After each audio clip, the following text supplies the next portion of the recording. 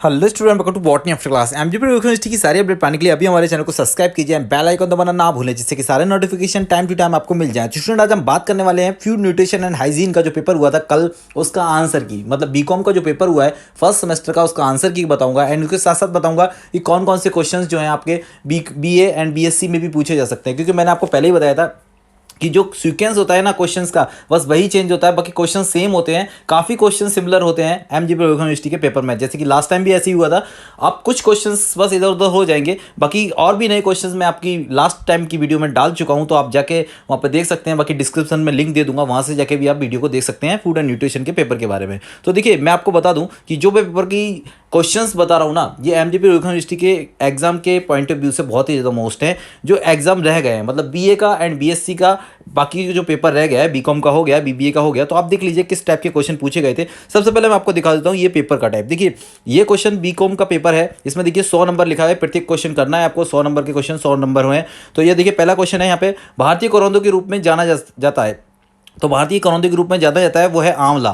तो यहाँ पे देख लीजिए, आंवला खट्टा होता है, करौंदे के रूप में जाना जाता है, ग्रोसबेरी के रूप में जाना जाता है। हल्दी में प्रज्वलन रोधी, जो ज्वलन रोधी पदार्थ होता है वो कौन सा होता है, तो होता है कर्म्यूरिन। देखिए यहाँ पे लिख लीजिए आप, देखिए ये सी नंबर का क्वेश्चन का जो आंसर, इसका 2 नंबर का क्वेश्चन का जो आंसर है वो होगा सी। ठीक है, उसके बाद में थर्ड नंबर का क्वेश्चन को देखते हैं हम। तो थर्ड नंबर का क्वेश्चन देख लीजिए, ये थर्ड नंबर का क्वेश्चन है, डायरिया में केले की सलाह क्यों दी जाती है, क्यों डॉक्टर कहता है कि केले खाइए। तो मैं बता दूं, इसमें हाई मात्रा में, मतलब पोटेशियम का बहुत ही ज़्यादा हाई होता है, और वो क्या कहता है, वो हमारे बॉडी के जो इम्यूनिटी पार्ट्स जो डैमेज होते हैं डायरिया से, उसको मतलब रिकवर करने में जल्दी फायदा रहता है। तो यहाँ पे देख लीजिए, उच्च फाइबर किस में मौजूद होता है, तो साबुत अनाज में। उसके बाद में 6 नंबर का क्वेश्चन देखूँ मैं, कि मध्याह्न जो मिड डे मील चल रहा है वो क्यों होता है। तो उससे क्या होता है कि उपयुक्त तो सभी, इसमें डी ऑप्शन सही होगा। आप देखते जाइए आपने कितने क्वेश्चन के आंसर सही दिए हैं। बीकॉम वाले चेक करते जाइए, एंड बीएससी बी और बीए वाले देख लीजिए, इस टाइप के क्वेश्चन आपके पास आएंगे और आपको करने हैं। तो देखिए, 7वां क्वेश्चन, कार्बोहाइड्रेट और वसा है वो हमें एनर्जी देते हैं। और उसके बाद में 8वां क्वेश्चन देख लेंगे, निम्नलिखित में से कौन सा खाद्य पदार्थ आहार में फाइबर प्रदान करता है। तो उपयुक्त तो सभी होगा, इसमें दालें हैं, अनाज है, हरे फल सब्जियां, ये सारी चीज़ें हैं वो कि फाइबर की मात्रा भरी होती है। कैल्शियम जो होता है हमारे दांतों को और हड्डियों को मजबूत करने का काम करता है, तो इसका आंसर वी होगा। 10 नंबर का क्वेश्चन देख लीजिए, कि कौन सा स्थूल खनिजों में आता है। तो मैग्नीशियम, पोटेशियम, ये क्लोराइड, कैल्शियम सभी हैं। 11 नंबर का, आहार, हमारे आहार में कैल्शियम की अधिकता के सेवन से क्या होता है, गुर्दे की पथरी हो जाती है, और हार्ट स्ट्रोक का भी हमारा ये कारण होगा। ठीक है, दिल का धक्का भी लग सकता है आपको। और इसमें देखिए 12 नंबर का क्वेश्चन है, निम्नलिखित में से कौन सा, तो ये सारे जंतु जनित है जो दिए जाते हैं, दूध, दही, अंडा, मांस और पनीर, ये सब उसमें ही आते हैं। उसके बाद में निम्नलिखित में कौन सा खाद्य पदार्थ बसा में भरपूर मात्रा में हो, तो मक्खन, पनीर और तेल में बसा भरपूर मात्रा में होता है। या 14 नंबर क्वेश्चन है, निम्नलिखित में किस विटामिन के पानी में घुलनशील, तो बी और सी, मैंने पहले ही बताया था आपको, बी और सी पानी में घुलते हैं, बाकी जितने भी हैं वो सब बसा में घुलनशील हैं। तो यहाँ पे सी आंसर सही होगा। आप देख लीजिए 15 नंबर, कौन इसमें प्रभावित करने वाले, तो पोषक तत्वों का ज्ञान ना हो आपको, वही प्रभावित करेगा। 16 नंबर का, दूध के पोषक तत्वों के बारे में निम्नलिखित में से कौन सा कथन असत्य है। तो देखिए, यहाँ पे दूध में विटामिन सी नहीं पाया जाता, यही असत्य है कथन। उसके बाद में नेक्स्ट क्वेश्चन देखेंगे हम, जल्दी से देख लीजिए, ये सारे क्वेश्चन एग्जाम के पॉइंट ऑफ व्यू से बहुत ही ज़्यादा मोस्ट हैं। तो नेक्स्ट क्वेश्चन में आते हैं 17 नंबर का क्वेश्चन, अमरूद, नींबू, संतरा ये सब खट्टे होते हैं, तो विटामिन सी, मैंने बताया था जो खट्टे फल होते हैं उसमें विटामिन सी पाया जाता है। संतुलित आहार, तो ऐसा आहार जिसमें सभी पोषक तत्व सही अनुपात में हो, सही संतुलित कहेंगे, तो इसका आंसर होगा डी। सारे क्वेश्चन के सही आंसर लगाए हैं, आप देखते जाइए। मल्टोज डाइसैकेराइड, तो इसमें ग्लूकोज होता है, गलती से यहाँ पे मेरे को लगता है कि ये गलती हो चुका है, यहाँ पे ये ग्लूकोज की ग्लूकोज ग्लैक्टोज हो गया, बाकी ग्लूकोज और ग्लैक्टोज भी दिया है इस जगह बुक में, बट मेरे को लगता है आप बाकी देख लीजिए, बी आंसर इसका सही होगा। 21वां देख लीजिए, सी क्या कार्य करता है, तो एंटीऑक्सीडेंट के रूप में कार्य करता है, सी का सी आंसर होगा यहाँ पे, विटामिन सी का कार्य। और 21 नंबर के क्वेश्चन का आंसर सी। 22वां क्वेश्चन देखिए, थायमीन मतलब B1, विटामिन B1, तो B1 का कारण वेरी वेरी, ठीक है, कौन सा रोग हो जाएगा, बेरी बेरी, B1 से बेरी बेरी, बहुत ही सही आंसर था इसका भाई। अच्छा क्वेश्चन है ये एग्जाम के पॉइंट ऑफ व्यू से। बीएससी वाले देख लीजिए, आपके यहाँ पे भी ऐसे क्वेश्चंस बहुत ज़्यादा आएंगे, तो मैंने बोला था सीक्वेंस चेंज हो जाएगा, क्वेश्चन वही रहेंगे, काफ़ी क्वेश्चन मिलेंगे आपको इस वाले 100 नंबर के, जो इसमें 100 नंबर क्वेश्चन आए हैं, 100 क्वेश्चन में से काफ़ी क्वेश्चन मिल जाएंगे। निम्नलिखित में किस सब में इन्वर्टेड शुगर, देखिए इन्वर्टेड जाइमेज जो 2 प्रकार के यहाँ पे यूज़ किए जाते हैं, उसमें सुक्रोज ही होता है गन्ने से, तो C12 H24O12 इसका फार्मूला, इसका मतलब सुक्रोज, सही आंसर। सुक्रोज में कौन सी शर्करा पाई जाती है, तो आपको देख लीजिए, इसमें फ्रक्टोज एंड ग्लूकोज शर्करा पाई जाती है, फलों में फ्रक्टोज पाई जाती है, और सबसे ज़्यादा मीठा जो शर्करा है वो भी फ्रक्टोज ही है। उसके बाद में पेप्टाइड बंद होते हैं इसके अंदर, एंड नेक्स्ट क्वेश्चन 26 नंबर का देख लीजिए, निम्नलिखित में से कौन सा, तो देखिए यहाँ पे बी आंसर सही होगा, यही प्रोटीन के कारण होता है, एनीमिया आयरन के कारण होता है, तो ये प्रोटीन के कारण होने वाला रोग बी आंसर यहाँ पे दिखाया हुआ है। ठीक है, उसमें देखिए 27 नंबर का अधिकांश पशु बसा होती है, तो यहाँ पे संतृप्त होती है, असंतृप्त और संतृप्त ये आप समझ सकते हैं कौन से, मैंने आपको पहले ही बताया था ये किस टाइप से होते हैं। उसके बाद में आता है ऑलिक अम्ल, कहाँ का उदाहरण क्या है, तो यहाँ पे देख लीजिए जो ऑलिक अम्ल होता है वो असंतृप्त बसीय अम्ल के रूप में भी जाना जाता है। 29 नंबर का क्वेश्चन देख लीजिए, जंतुओं में ग्लाइकोजन के रूप में स्टोर होता है, डाइसैकेराइड्स नहीं है, तो मल्टोज सक्रोज और लैक्टोज तो डाई है, और उसके बाद में गैलेक्टोज मोनोसैकेराइड्स के रूप में होते हैं, डाइसैकेराइड नहीं है। निम्नलिखित में से किस विटामिन में वसा, तो आपको बी और सी बताया था, इसका मतलब ई है जो वसा में घुलनशील होगा, क्योंकि बी कॉम्प्लेक्स और सी, बस यही दोनों याद करने हैं आपको, जल में घुलनशील है। ठीक है, पूरा बी कॉम्प्लेक्स और सी। उसके बाद में भोजन से क्या कार्य है, तो भोजन हमारे शरीर के लिए कार्य करता है, शारीरिक मानसिक कार्य नहीं करता, सामाजिक कार्य नहीं करता, हमारे शरीर के लिए उपयुक्त बी वाला सही होगा इसका आंसर। 1 कैलोरी बराबर, मैं आपको बता दूं 1 कैलोरी बराबर होता है 4184 जूल, और इसमें अगर किलो जूल में करेंगे तो 4.184 जूल। एक प्रोटीन तो यहाँ पे 3.9 मतलब 4 ग्राम की 4 किलो कैलोरी की समथिंग ही होता है, तो आप पहला वाला आंसर सही है। आहार के प्रतिदिन वसा और का कितना प्रदान, तो देखिए मैन होते हैं उनको 30 ग्राम, और जो वुमेन है उनके लिए 20 ग्राम, तो यहाँ पे 20 और 30 ये वाला आंसर मेरे को सही लगा, और ये सही भी है। आप देख लीजिए काफ़ी क्वेश्चंस, अगर फिर भी अगर कोई क्वेश्चन आपको डाउट लगता है तो कमेंट कीजिए, मैं उसका आंसर भी आपको क्लियर कर दूंगा। 5 ग्राम, तो देखिए 1 ग्राम में 9 कैलोरी, तो 5 9 पंजे 45, तो 45 किलो कैलोरी फिक्स आंसर। इसमें देखिए सी आंसर होता है डाई एंटीऑक्सीडाइड्स के रूप में, डी सी होता है विटामिन सी। क्लोरोफिल उपस्थित होता है हरे, मैंने आपको बताया था, जिसमें हीमोग्लोबिन, हमारे ह्यूमन में रेड कलर का हीमोग्लोबिन, क्लोरोफिल ग्रीन कलर का, तो जो पत्ते वगैरह होते हैं उसमें हीमोग्लोबिन होता है, मतलब क्लोरोफिल होता है, ह्यूमंस में हीमोग्लोबिन होता है रेड कलर का दिखने वाली। अब देखिए निम्नलिखित में यहाँ दालें अप्रयुक्त सभी, तो यहाँ पे सभी होगा। अंडे का समृद्ध स्रोत, तो प्रोटीन और विटामिन तो होते ही हैं, खनिज का नहीं पता, बट जब 2 हैं तो ये होगा 100% उपयुक्त, डी वाला सही आंसर होगा, क्योंकि इसमें B6 और B12 भी पाए जाते हैं विटामिन के रूप में। ठीक है, तो अब नेक्स्ट क्वेश्चन देख लेते हैं। यहाँ पे क्या है, रक्त में मात्रा रक्तचाप पे, तो यहाँ पे नेक्स्ट क्वेश्चन देख लीजिए, सोडियम और पोटेशियम होते हैं जो ही ब्लड को सर्कुलेशन करने में काम होते हैं, तो यहाँ पर सोडियम दिया है, सही आंसर। विटामिन 42 में देख लीजिए, इसका आंसर सी होगा, शरीर द्वारा नहीं बनाया जा सकता क्योंकि ये जल में घुलनशील है, और बॉडी बनाएगा तो पानी में बह जाएगा ये। फिर बसा क्या है, तो इसमें टेस्टलेस, स्मेललेस और कलरलेस होता है। ठीक है, डी आंसर सही है। 44 का देख लीजिए, उपयुक्त तो सभी होगा क्योंकि इसमें iron, potassium, calcium, zinc, ETC और भी पाए जाते हैं, या बाकी ये तीनों के दिखे हैं, तो ये सही आंसर है। 45 में देख लीजिए, शर्करा रहित गोंद और कैंडी इस्तेमाल करने के लिए, तो देखिए 2 आंसर इसके सही हैं, देख लीजिए इसके 2 आंसर सही है, बाकी आप देख लीजिए आपने कौन सा लगाया। मेरे को लगता है ये दोनों आंसर, ये क्वेश्चन 45 नंबर का बहुत ही डाउटफुल था, इसलिए इसके 2 आंसर दोनों सही है क्योंकि ये दोनों पाए जाते हैं।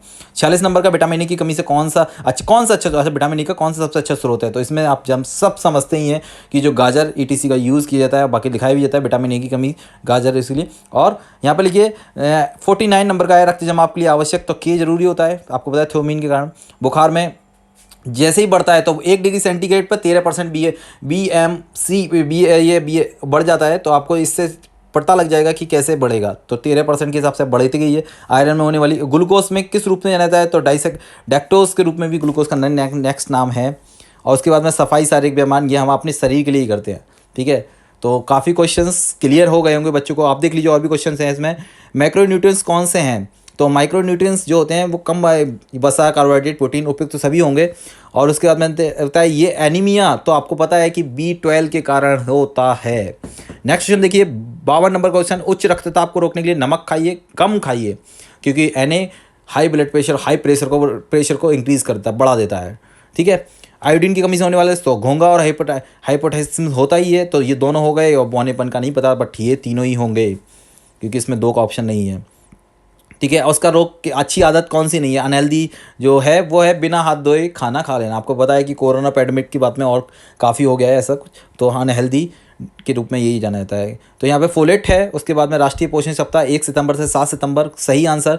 शरीर में विकास दर मदद करता है, तो प्रोटीन बढ़ाने का कार्य करता है। उसके बाद में पानी, कौन सा खाद्य कोई सा भी तत्व नहीं देता, हमें तो पानी नहीं देता, बाकी सब कुछ हमें कुछ ना कुछ प्रोवाइड कराते हैं। उसके बाद में मानव शरीर में पानी की मात्रा तो 60 से 61.37% है, तो यहाँ पे आपको 60 ही दिया है, तो बस 60 कर देंगे हम कि 60% यहाँ पे दिया है। तो विटामिन डी हमारे शरीर में, तो देखिए इसमें से कोई नहीं होगा क्योंकि जिंक और कैल्शियम को ही ये एब्जॉर्ब करने में काम करता है विटामिन डी। यहाँ पे क्वेश्चन बहुत ध्यान से पढ़िए आप। 65 नंबर का क्वेश्चन देखिए यहाँ पे, तो यहाँ पे उपयुक्त सभी होगा। और इसके बाद में गर्भावस्था में आवश्यक पोषक तत्व, तो यहाँ पे फॉलिक एसिड DHA भी होता है, तो ये सभी होंगे।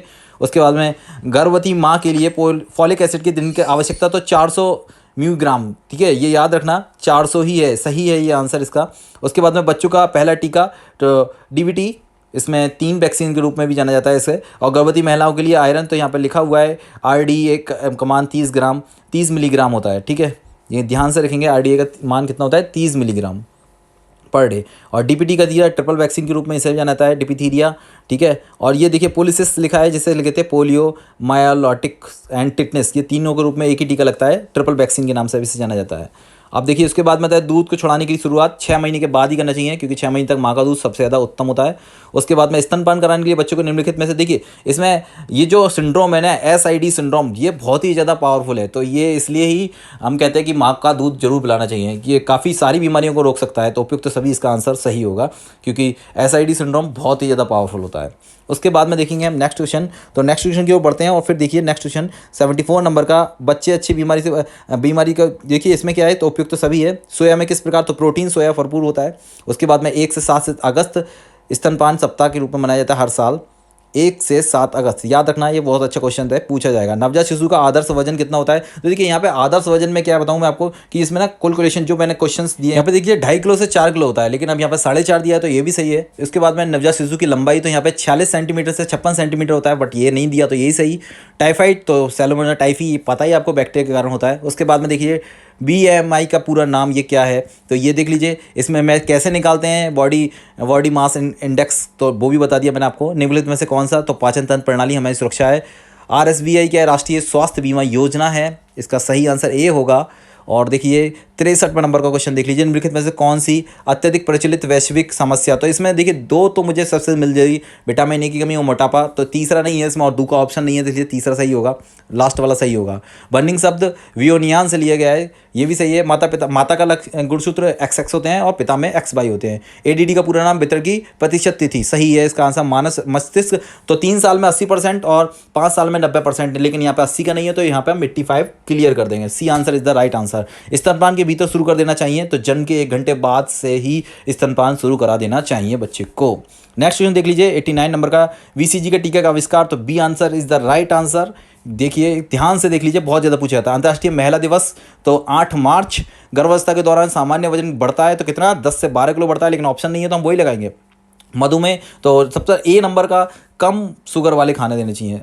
93 का देख लीजिए, यहाँ पे देखिए ये उम्र के हिसाब से अलग अलग है, मैंने सामान्य का बताया, ये सही है 90 से 130। और देखिए रक्तदाब मापी से जाता है स्पेक्ट्रोमोनोमीटर। उसके बाद में WHO के, तो देखिए 10 ग्राम खा रहे हैं हम, लेकिन 5 ग्राम ही 5 ग्राम से कम खाना चाहिए, ये WHO ने बताया है हमें।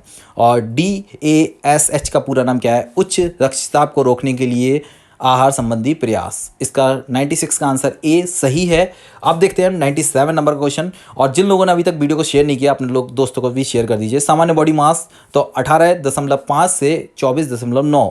निम्नलिखित में से कौन सा प्रत्यक्ष तंत्र, तो सहज प्रतिरक्षा। उसके बाद में इम्यूनोलॉजी कहते हैं इस पूरे इम्यूनिटी सिस्टम के जो स्टडीज़ को कहते हैं। उसके बाद में प्रत्यक्ष कोशिकाएं, तो D भी होता है और आयरन भी होता है, और बाकी ये सब आएगा, तो उपयुक्त तो सभी 100 क्वेश्चन यहाँ पर सही होते हैं। बाकी मैंने पहले ही बोला था, अपने दोस्तों को वीडियो शेयर कीजिए, BSc वालों को भी कीजिए एंड BA वालों को भी कीजिए, क्योंकि इसमें से काफ़ी क्वेश्चन पूछे जाएंगे।